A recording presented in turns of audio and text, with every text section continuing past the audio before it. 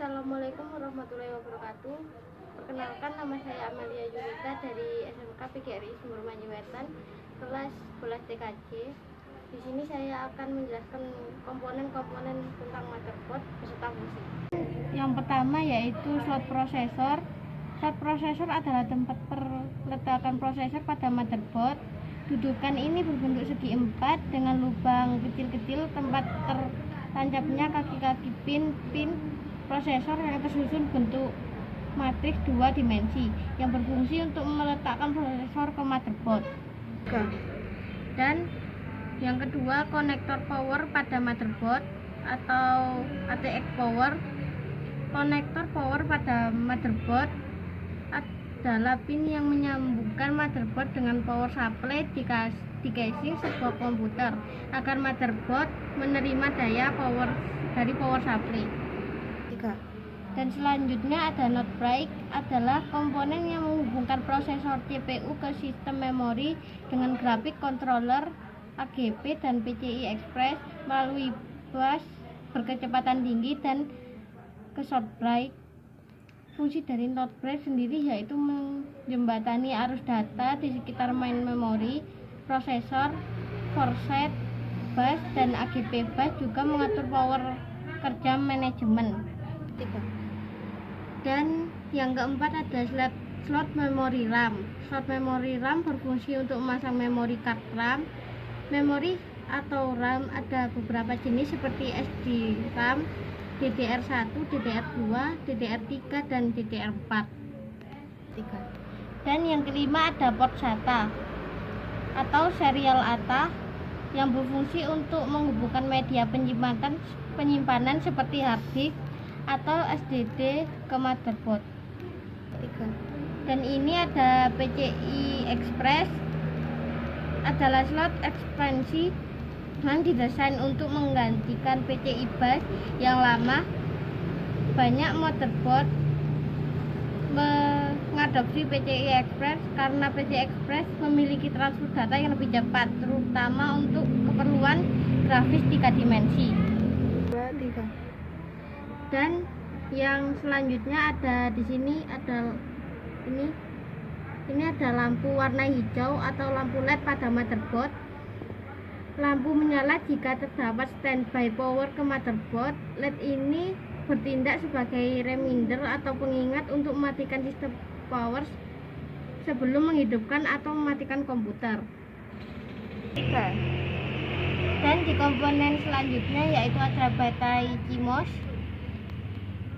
Baterai CMOS adalah sebuah baterai yang digunakan oleh BIOS untuk tetap aktif meski tanpa aliran listrik. Salah satu kegunaannya untuk mengaktifkan dan menjalankan fungsi jam serta menyimpan setting BIOS, dan umumnya memakai baterai kancing. Dan selanjutnya ada komponen pin CPU fan. Pin CPU fan berfungsi untuk memberikan daya ke kipas prosesor agar dia dapat menyala sehingga bisa mendinginkan prosesor. Dan selanjutnya ada pin front panel. Pin front panel ini berfungsi sebagai konektor dari casing ke motherboard sehingga kita bisa menyalakan komputer melalui casing. Dan seterusnya yaitu ada slot AGP atau Accelerated Graphic Port, merupakan slot untuk memasukkan AGP card yang berfungsi menampilkan grafis pada layar komputer. Letak dari slot AGP ini pun bersebelah dengan slot PCI. Bahkan kedua slot ini pun hampir sama jika kamu tidak bisa membedakannya. Dan ini port PS2.